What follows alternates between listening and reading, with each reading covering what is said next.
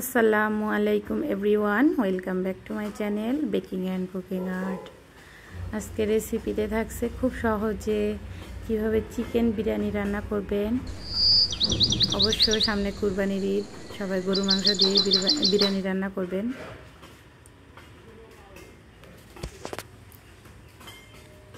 গরু মাংসের বিরিয়ানি রান্নার রেসিপিও আমি খুব শীঘ্রই আপলোড করব।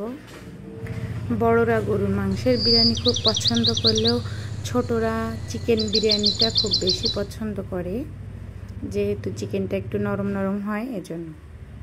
তাহলে ঈদ স্পেশাল হিসেবে আপনারা চাইলে ছোটদের জন্য চিকেন বিরিয়ানিও রান্না করতে পারেন। চলুন তাহলে মূল রেসিপি দেখে নেই।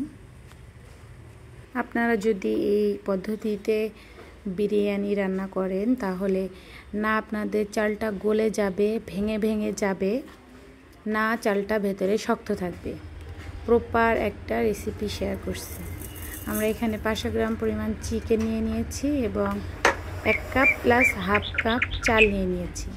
এই চালটাকে আমরা একটু ধুয়ে ভিজিয়ে রাখবো 15 মিনিটের মতো। তারপর আমরা এখানে পেঁয়াজটাকে ব্রেস্তা করে নিব। ব্রেস্তাটা করা হয়ে গেলে পেঁয়াজটাকে তুলে নিব এবং অল্প পরিমাণ পেঁয়াজের ভেতরে আমরা পেঁয়াজ বাটা অ্যাড করব, যাতে গ্রেভিটা ঘন হয়।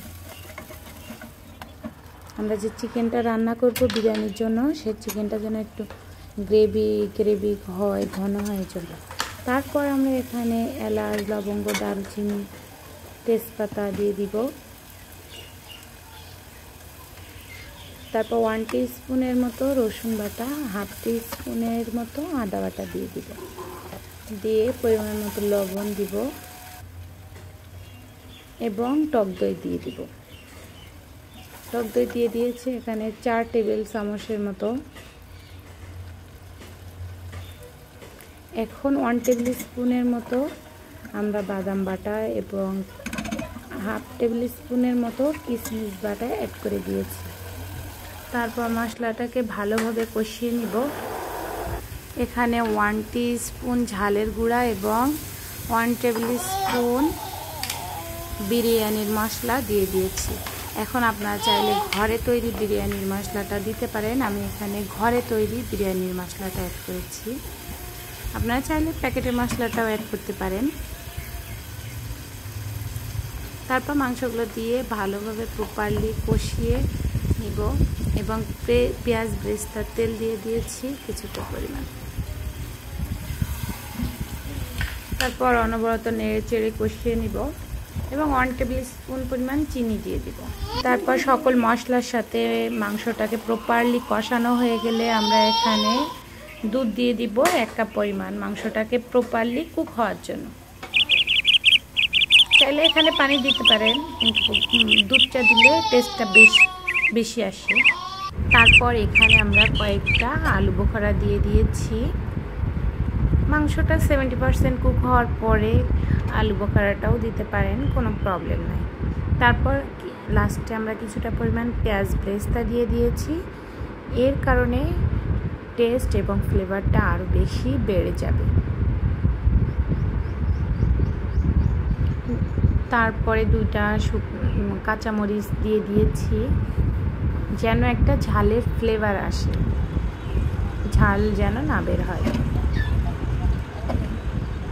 তারপর আমরা এটাকে রান্না করে রেখে দিব এক সাইডে।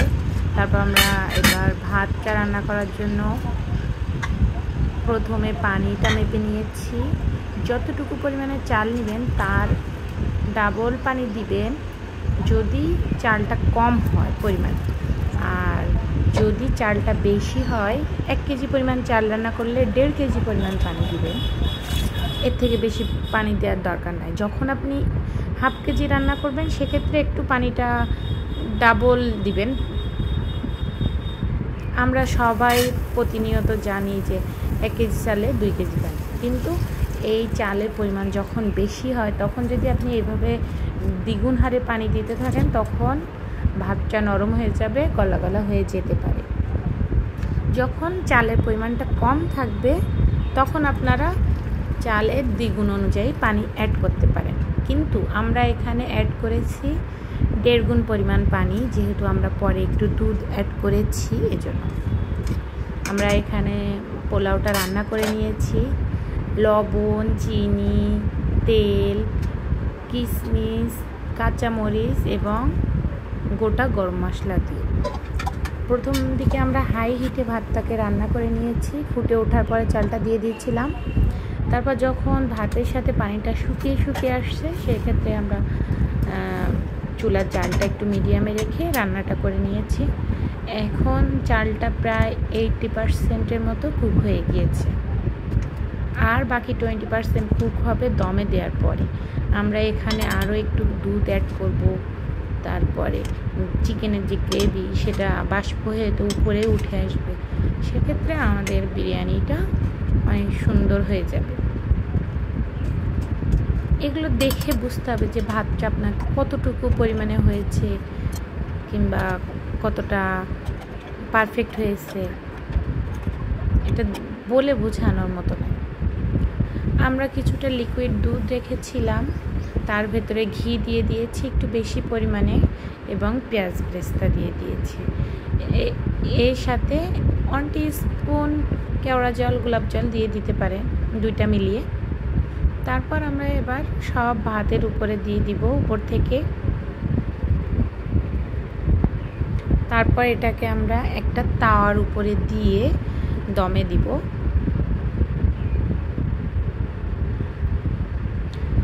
এটাকে আমরা 20 মিনিটের জন্য দমে দিয়ে রেখে দিব। তারপর নাড়াচাড়া করে নিব, হয়ে যাবে। এখন আমাদের 20 মিনিট সময় শেষ হয়ে গিয়েছে। এখন বিরিয়ানিটা আমরা একটু উল্টিয়ে নিচ্ছি, মাংসের সাথে মিশিয়ে নিব। দেখে বুঝতে পারছেন যে কতটা পারফেক্ট হয়েছে এবং ইয়ামি হয়েছে। আপনারা চাইলে এভাবে রেসিপিটি ফলো করে বাসায় তৈরি করতে পারেন। একবার যদি রেসিপিটি আপনারা তৈরি করেন তখন খুব সহজ লাগবে এবং পছন্দ হবে আপনাদের রেসিপিটি অবশ্যই। যারা নতুন রাঁধুনি আছেন তাদের জন্য অনেক উপকারে আসবে। এছাড়াও মজার ডেজার্ট, বিরিয়ানি, দই, মিষ্টি, আইসক্রিম, যে কোনো রেসিপি দেখতে অবশ্যই আমার চ্যানেলটি ভিজিট করতে পারেন। আশা করি আপনাদের সকল রেসিপিগুলো অনেক উপকারে আসবে এবং ভালো লাগবে। রেসিপিগুলো যদি ভালো লাগে অবশ্যই চ্যানেলটির সাথে থাকবেন, লাইক দিবেন, কমেন্ট করবেন এবং ফ্রেন্ডস এবং ফ্যামিলির সাথে শেয়ার করবেন। আর যদি চ্যানেলটিকে সাবস্ক্রাইব না করে থাকেন তাহলে সাবস্ক্রাইব করবেন। আমাদের রান্নাগুলো শেষ হয়ে গিয়েছে, এখন শুধুমাত্র পরিবেশনের পালা। দেখে বুঝতে পারছেন যে আমাদের চালগুলো কতটা পারফেক্ট এবং জুসি হয়েছে, না ভেতরে কোনো শক্ত আছে না গলা হয়ে গিয়েছে। আপনারা চাইলে এরকম পারফেক্ট একটা রেসিপি আপনারা ট্রাই করে দেখতে পারেন। আশা করি আপনাদের রেসিপিগুলোও সুন্দর হবে।